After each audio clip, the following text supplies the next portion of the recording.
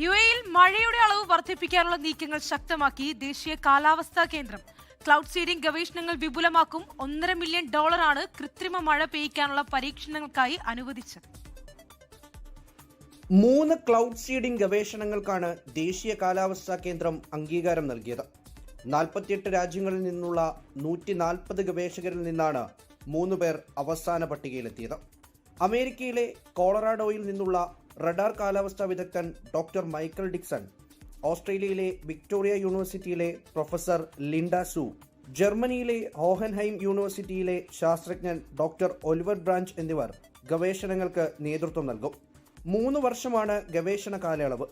Doctor Dixon മൈക്കിളിന്റെ നേതൃത്വത്തിലുള്ള സംഘം കൃത്രിമ ബുദ്ധിയും ഡുവൽ പോളറൈസേഷൻ റഡാറുകളും ഉപയോഗിച്ച് മേഘങ്ങൾക്കുള്ളിലെ മാറ്റങ്ങൾ പഠിക്കുകയും ശേഷം മേഘങ്ങളിൽ ക്ലൗഡ് സീഡിംഗ് നടത്തുകയും ഇതെങ്ങനെയാണ് പ്രതികരിക്കുന്നതെന്ന് മനസ്സിലാക്കുകയും ചെയ്യും.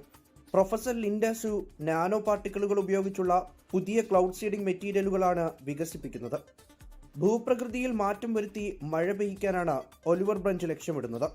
ക്ലൗഡ് സീഡിംഗ് വഴി മഴ സൃഷ്ടിക്കാനല്ല ശ്രമിക്കുന്നതെന്നും നിലവിലുള്ള മേഘങ്ങളിൽ നിന്ന് മഴയുടെ അളവ് വർദ്ധിപ്പിക്കുകയാണ് ലക്ഷ്യമെന്നും ദേശീയ കാലാവസ്ഥാ കേന്ദ്രം വ്യക്തമാക്കി.